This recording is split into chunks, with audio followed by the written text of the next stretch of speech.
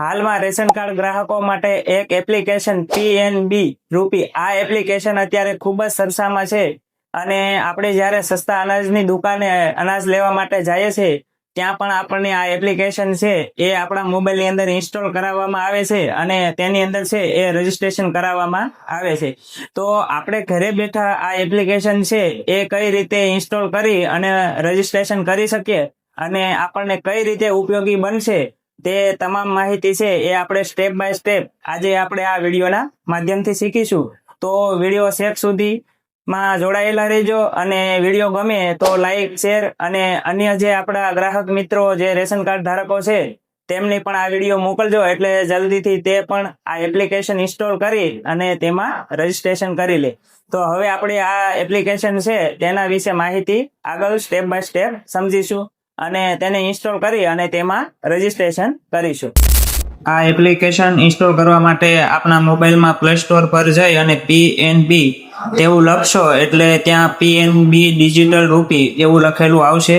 ત્યાર પછી આપણે આ એપ્લિકેશન જોઈએ તો 1 મિલિયન લોકો છે તેને આ ડાઉનલોડ કરેલી છે અને તેના પર આપણે ઇન્સ્ટોલ કરવા માટે ક્લિક કરીશું એટલે ઇન્સ્ટોલની જે પ્રોસેસ છે એ શરૂ થઈ જશે અને આગળ આપણે જોશું કે ઇન્સ્ટોલ થયા પછી તેમાં ઓપ્શન આવશે ઓપન કરવાનો.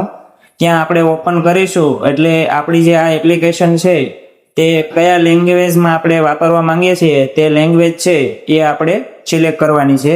તો અહીંયા હું ઇંગ્લિશ રાખી અને પ્રોસેસ કરું છું આગળ. ત્યાર પછી આપણે આગળ છે એ એન્ટરનો ઓપ્શન છે તેના ઉપર ક્લિક કરીશું. ત્યાર પછી જે પણ પરમિશન માંગે તે ઉપલું જે ઓપ્શન છે તેના ઉપર આપણે ક્લિક કરી અને એન્ટર કરતું જવાનું છે અને પરમિશન છે એ આપતી જવાની છે.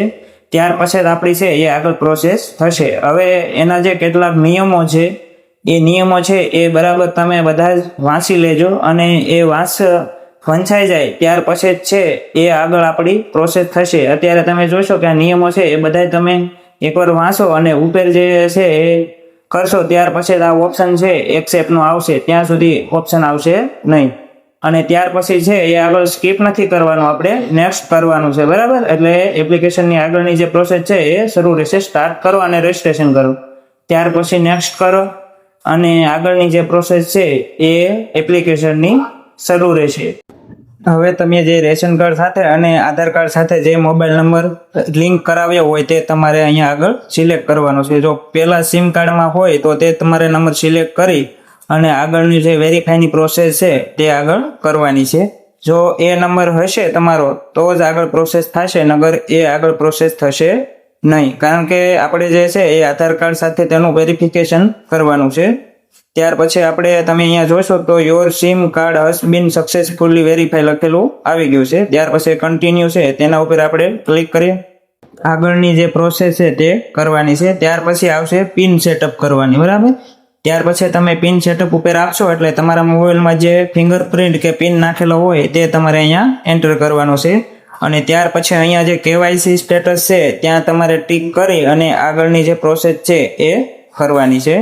તો આગળ આપણે જોઈએ કે કન્ટિન્યુ છે તેના ઉપર ટીક કરશું એટલે આપણી જે આગળની પ્રોસેસ છે એ શરૂ રહેશે અને તમે અહીંયા જોઈ શકો કે આપણા 3 સ્ટેપ કમ્પ્લીટ થઈ ગયા. હવે આપણે ચોથા સ્ટેપ પર આવી ગયા છીએ અને ત્યાર પછીની જે આગળની આપણી જે પ્રોસેસ છે એ પિન સેટઅપની છે. તો પિન સેટઅપ કઈ રીતે કરવાનો છે તો 6 અંકનો પિન છે એ તમને યાદ રહે તેવો તમારે ત્યાં સેટ કરી દેવાનો છે અને જે ઉપર તમે પિન આ ઉપર એન્ટર કર્યો છે એ જ પિન તમારે નીચે એન્ટર કરવાનો છે તો જ આગળ પ્રોસેસ થશે. જો એમાં ભૂલ હશે તો આગળ પ્રોસેસ થશે નહીં.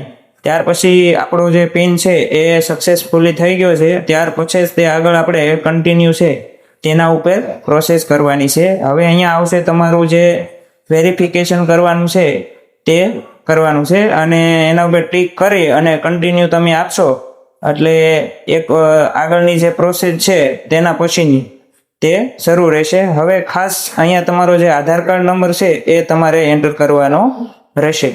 તો આ આધાર કાર્ડ એન્ટર કરવામાં છે એ ભૂલ ન થાય એ ખાસ ધ્યાન રાખવાનું છે અને અહીંયા આગળ છે એ આધાર કાર્ડ તમારે છે એ તમને તમારું આધાર કાર્ડ હાથમાં રાખી અને વ્યવસ્થિત ભૂલ ન પડે તે રીતે તમારે એન્ટર કરી દેવાનો છે. આધાર કાર્ડ એન્ટર કર્યા પછી તમને એક ઓટીપી છે એ જનરેટ થશે. હવે જે ઓટીપી આપણા મોબાઈલમાં આવે તે અહીંયા આગળ એન્ટર કરવાનું છે અને ત્યાર પછી છે એ આગળ પ્રોસેસ કરવાની છે.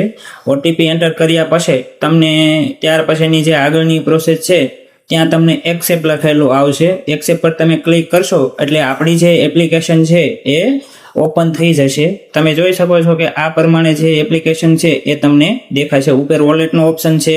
ધીરે ધીરે તમે નીચે જશો તો તમને બીજા પણ જે અલગ અલગ ઓપ્શન છે એ પણ જોવા મળશે. પ્રોફાઇલ છે, હોમ, હિસ્ટરી, ત્યાર પછી ઓફલાઈન છે. આ અલગ અલગ ઓપ્શન છે એ પણ તમને જોવા મળશે. હવે આ એપ્લિકેશનમાં તમારે કોઈ ફેરફાર કરવો હોય તો તમે કરી શકશો. અહીંયા આગળ તમે જોશો પ્રોફાઇલ અપડેટ કરી શકશો, લેંગ્વેજ તમે બદલાવી શકશો, પછી ટ્રાન્ઝેક્શન હિસ્ટ્રી જોઈ શકશો. ત્યાર પછી નવો તમારે જે પિન છે એ તમારે સેટ કરવો હોય તો પણ તમે કરી શકશો. તમારે આ એપ્લિકેશન વિશે કંઈ પણ મદદની જરૂર છે તો પણ તમે અહીંથી હેલ્પ લઈ શકશો.